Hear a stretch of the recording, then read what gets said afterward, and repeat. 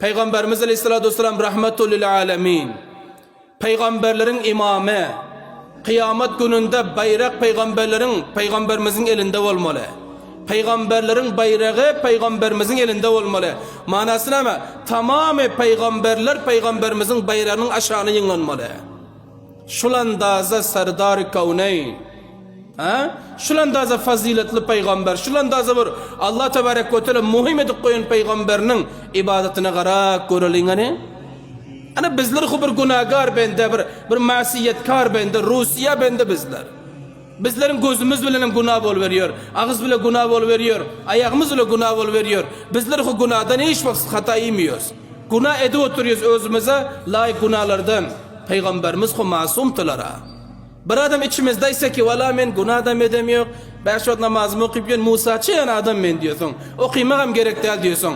Peygamberimiz Aleyhisselatü Vesselam'ca hiç kim yetebilmiyor. Peygamberimizce mertebel peygamber hatta yok diyor. Bir gün bir nefer geldiler, sordular Ayşe inemizden. Ayttılar ki ey ummul müminin Ayşe inemiz dediler. Peygamberimiz Aleyhisselatü Vesselam'ın ayalı oluyorsunuz, sizin yanınızda köp oluyor de.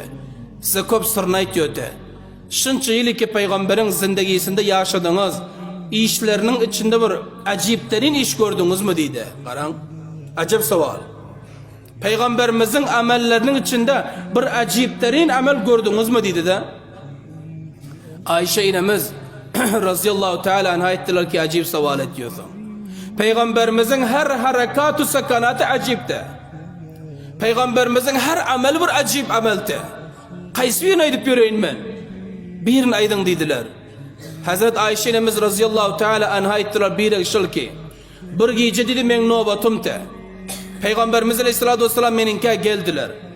Ho menin bile yattılar. İstirahat ettiler. Gece de yarım oldu. Son turdular. Menem turdum. Bana ayttılar ki ey Ayşe icaza ver dediler. İcaza vermenin de Allah'a bendelik edin dediler. Bendeligi az bol peygamberimizin. Allah tebarek ve teala'nın razı edecek ol az çapalıyor mol. Ummet için kança az ağlıyor mol. Yeniden olsa Ayşe'nimiz aytıyor ki ey Ayşe bana icaza ver. Azrak Allah'a bendelik edin dediler. Hazret Ayşe'nimiz aytıyor ki ben icaza verdim. Peygamberimiz Aleyhisselam turdular, taharet ettiler, namaza durdular. Menin de oklayın diysem okuyayım gelen yok diyor. Peygamberimiz Aleyhisselam namaz okuyup diyor.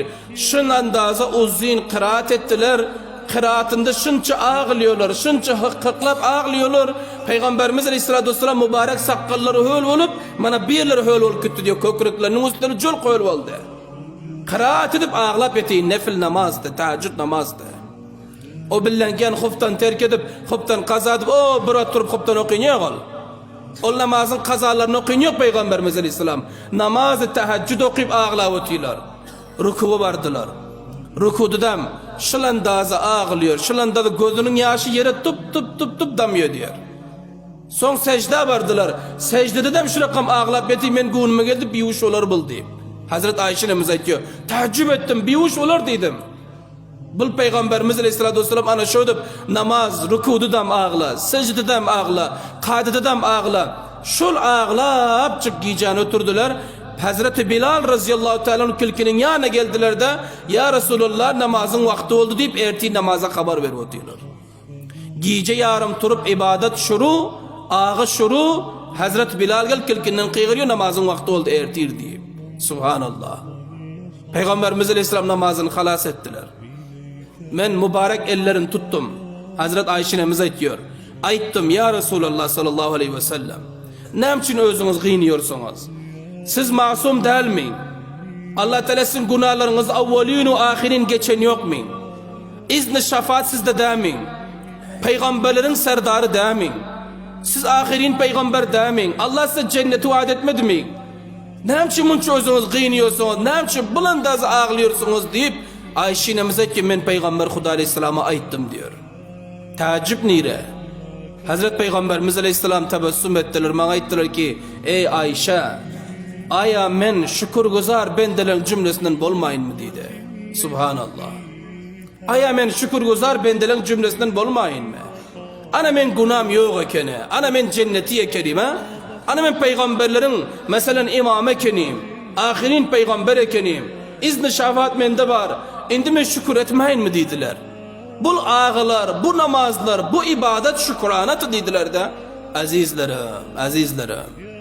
Şükür edelim Allah Tebarek ve Teala bu bizlere cazağlık ver koyun. İnsanlar iba içeri çıkan o ameliyatın aşağında yatir. İnsanlar iba kellesini ameliyat edip kellesini mağzını çıkar koyunlar. İnsanlar iba iki gözü çıkıp yatır. Şefakanları var görün. İnsanlar iba ayağını demir kakılıp ayağı mehkem öldüğünler koyulan. Ne rakam musibetler insanların üstünde var.